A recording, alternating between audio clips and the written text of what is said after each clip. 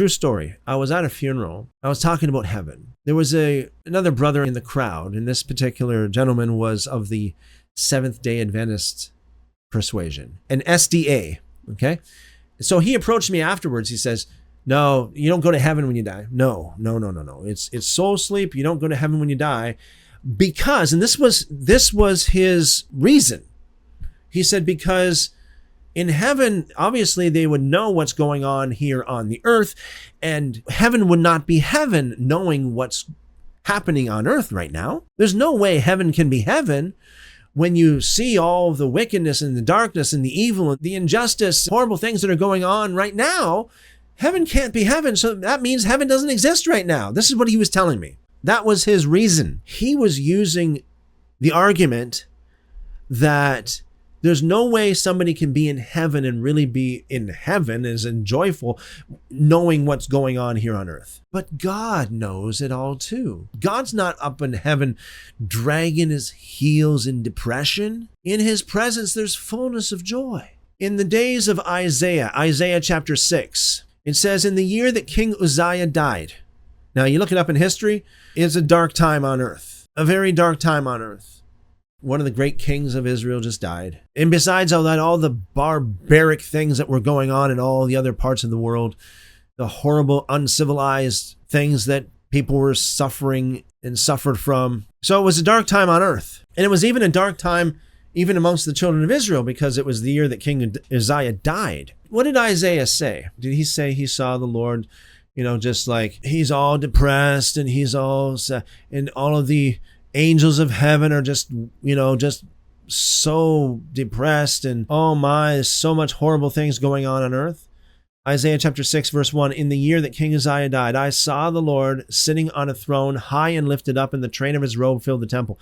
The train, by the way, is his tail, if you will, it's almost like a tuxedo. The longer the train, the more glory is due to the one who's wearing it. If you have a king, and the king had a long train, that king deserved a lot of praise and a lot of glory. You see pictures of, like, sometimes you got these where you got people carrying the train of the robe or the train of the garment behind the king as the king is walking.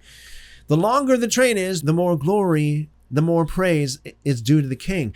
So this here is saying that the train of his robe filled the temple, like it became the wallpaper. This is how much glory and praise was due him. Verse 2, above it stood seraphim, the angels of fire. Each one had 6 wings. With 2 he covered his face, with 2 he covered his feet, and with 2 he flew. Then one cried out to another and said, what does it say? Holy, holy, holy is the Lord of hosts. So this is what the angels cried.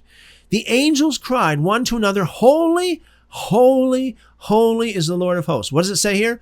The whole earth is full of darkness. Is that what it says? The whole earth is full of violence and barbaric people that are doing some horrible things to people. These sinners. Is that what it says? You see, even in the day of Isaiah, in the day of this dark time on earth, in the year that King Uzziah died, in the dark time in the history of the children of Israel, still the angels cried one to another, the whole earth is full of his glory. Wow.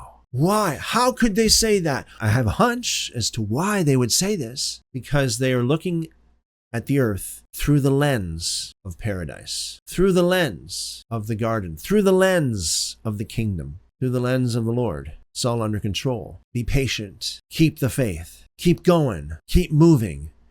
Maybe a dark time in your life. Keep going. Don't give up. Through faith and patience, you will receive the reward. Through faith and patience, you will receive the reward. This whole concept that heaven can't be heaven because heaven sees what's going on here on earth. No, I don't think so. I think that, even though heaven sees what's going on earth, yet heaven still is heaven.